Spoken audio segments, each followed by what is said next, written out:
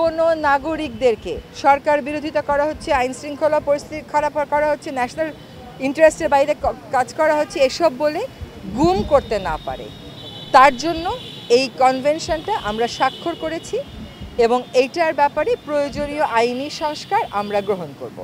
এইটা একটা খুবই বড় স্বস্তির ব্যাপার মানবাধিকার কর্মীদের জন্য, কারণ জাতিসংঘ থেকে বারবারই বাংলাদেশের এই গুমের প্রেক্ষিতে বলা হচ্ছিল যে তোমরা এই কনভেনশনটা কেন এখনও অনুস্বাক্ষর করছো না।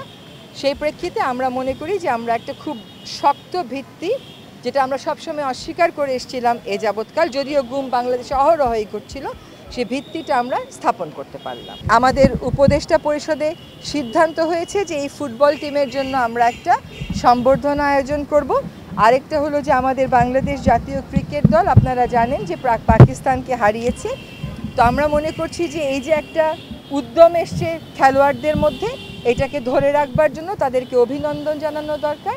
সেজন্য আমরা উপদেষ্টা পরিষদের পক্ষ থেকে সকল খেলোয়াড়, কোচ, কর্মকর্তা এবং বোর্ডকে অভিনন্দন জানিয়েছি। বন্যা পরিস্থিতি নিয়ে বিস্তারিত আলোচনা হয়েছে, সমন্বয়ের কথা উঠেছে। বন্যার কারণে রপ্তানিমুখী যে সকল শিল্প ক্ষতিগ্রস্ত, তাদের যেন শ্রমিকদের স্বার্থ সুরক্ষিত থাকে, সেজন্য সরকারের পক্ষ থেকে সহায়তার কার্যক্রম গ্রহণ করা হয়েছে। আমাদের প্রায় সকল মন্ত্রণালয় এবং অধিদপ্তরের কর্মকর্তারা ইতিমধ্যে তাদের বেতনের একদিনের টাকা জমা দিয়েছেন, বাকি যারা জমা দেননি জমা দেওয়ার প্রস্তুতিতে আছেন। আমাদের অর্থক্ষেত্রে সংস্কারের অংশ হিসেবে কতগুলো গুরুত্বপূর্ণ কাজ শুরু হয়েছে, সেটা আপনারা এখন নিজেরাই দেখছেন।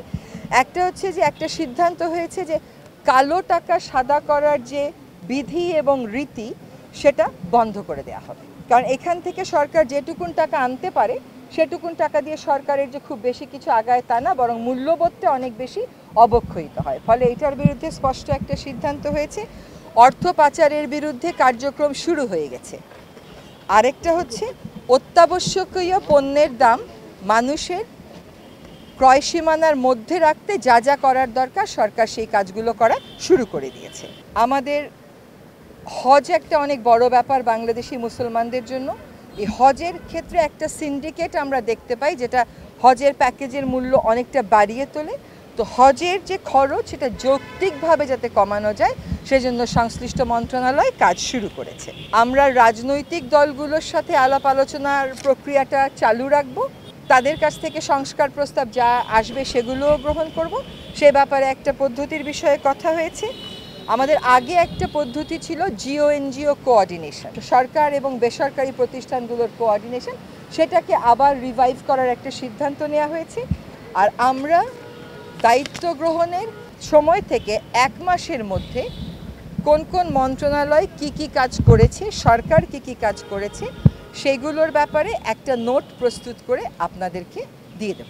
কর্মকর্তার বিরুদ্ধে সুস্পষ্ট দুর্নীতির অভিযোগ থাকলে তার ব্যাপারে আমরা আমাদের অবস্থান জানাচ্ছি। যে কোনো একটা সরকারকেই তার কাজ চালাতে গেলে ভালো কিছু কর্মচারী তো দরকার পড়ে, তাই না? তো যদি আমরা দেখি যে এফিসিয়েন্সি আছে, তার ব্যাপারে কোনো তাৎক্ষণিক সিদ্ধান্ত গ্রহণের প্রয়োজন নাই। আমাদেরকে তো কাজটা নিয়ে আগাতে হবে। আমি যদি আগের সময়ে যারা কোনো ভালো পোস্টে ছিল তাদের কাউকেই নেব না এমন নীতিগত সিদ্ধান্তে চলেছে, তাহলে আমি কাজ আগাবো কেমন করে? সেটা তো একটা বড় প্রশ্ন। কারোর ব্যাপারে সুনির্দিষ্ট কোনো অভিযোগ থাকলে সেটা জানাবেন। এই রিজিম, সেই রিজিম, আগের রিজিম, পরের রিজিম বললে আর আমাদের সাথে অন্যদের তফাৎটা কী রইল? একটা তফাৎ তো আমাদেরকে আনতে হবে। সুনির্দিষ্ট অভিযোগ থাকলে নিশ্চয়ই আপনারা জানাবেন, জনপ্রশাসন মন্ত্রণালয় আছে তাকে জানাবেন। যে বিষয়গুলো ক্যাবিনেটে নির্ধারিত থাকে সিদ্ধান্তের জন্য, সেগুলোর ব্যাপারে আসলে আমরা বলি না, ওটা লিখিতই যায়। এটার প্রেক্ষিতটা হচ্ছে যে আমাদের এই সরকারটা হচ্ছে একটা বৈষম্য বিরোধী আন্দোলনের আউটকাম। তো সেখানে আদৌ নিরাপত্তা সংস্থা মনে করে কিনা যে এরকম দরকার আছে, সেখানে উত্তরটা হচ্ছে এরকম বিশেষ নিরাপত্তার দরকার আছে বলে তারা মনে করে না। আর এটাকে বৈষম্যমূলক মনে করা হয়েছে, সেটার ভিত্তিতেই সিদ্ধান্ত গ্রহণ করা হয়েছে। যারা গুমের শিকার হয়েছেন তারা একটা সুরক্ষা পাবেন, সেই মেসেজটা গেল।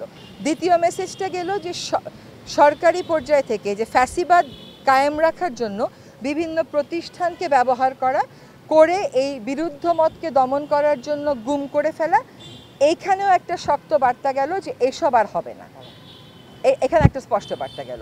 আর আসলে কি জানেন, গুম তো আপনার করার কথাও না, আপনি করতেছেন বলেই আমাকে এখানে প্রকাশ্যে অবস্থান নিতে হচ্ছে। সরকারের জন্য, একটা বাহিনীর জন্য গুম করার তো তার কোনো লাইসেন্স নেই, তার কোনো আইনগত এখতিয়ার নেই। সে বিভিন্ন মতামতকে দমায় রাখার জন্য এই কাজগুলো করে এবং সেখানে সে কতগুলো যুক্তি দেয়, যেমন সরকার বিরোধিতা করছিল, জাতীয় স্বার্থের পরিপন্থী কাজ করছিল, এই সমস্ত কখনো জাস্টিফাই করা যায় না। এই প্র্যাকটিসগুলো মাস্ট স্টপ, আর এটা প্রথম থেকেই বন্ধ থাকার উচিত ছিল না বলেই আমরা এটা করেছি। এখন এই কনভেনশনের মোডালিটিতে যে সমস্ত কথা বলা আছে সেগুলো আমাদের আইনে আমরা যতটুকুন নেয়ার দরকার, এটা তো অলরেডি আছে, কিছু হয়তো আছেই, আমরা বাকিটুকুন ইনকর্পোরেট করে নেব।